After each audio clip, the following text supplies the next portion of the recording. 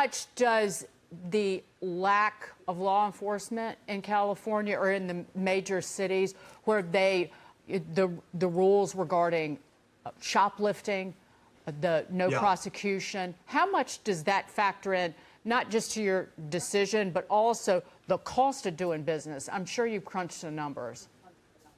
Well, it's not just that the law enforcement exists there. It's when you catch somebody that actually steals from you, the ability to actually prosecute them. And we have the same thing in downtown Chicago, where I just closed a business. We have these, I'll call them these democratic ideologies around how we're supposed to enforce the law. And when I was a kid, if I took a pack of gum, the police were there and my mom was coming. Today, you could take $1,000 of something and you're not going to be prosecuted. And to try to get insurance and to try to have people feel safe is just not something that we want to subject, our brand to, quite frankly. Yeah, think about the cost, right? And I know Target today had a new CEO come in. Why? Well, the chain is struggling, and they have a lot of stores in California. They have a lot of stores in blue states, and they have always the CEO that just got canned always went on. Oh, it's factored in. Oh, we lose. We call it spillage or breakage or whatever. It's nothing, no big deal. Woke as a joke. You're telling me that right?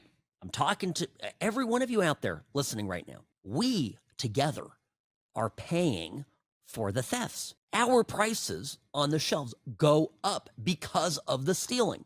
Gavin Newsom, you've got MSNBC yelling at him. You want to talk about affordability. It's very basic. In a lawless society, cost goes up for the law-abiding in every way. Wealth deteriorates, costs go up. We lose stores. With fewer stores, less competition. With less competition, obviously prices go up.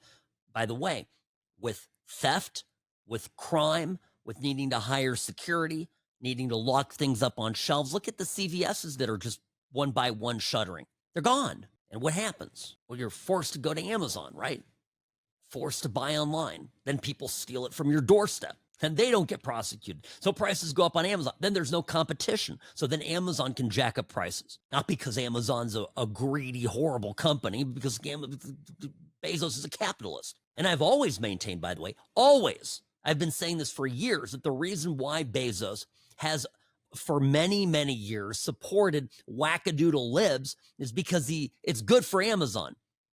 When the local bodega, when the bricks and mortar store closes because of high crime, because of George Soros DAs not prosecuting crime, then Amazon's purchases and economic cycles improve. It's so obvious. It's common sense. We need to get back to making criminals afraid again.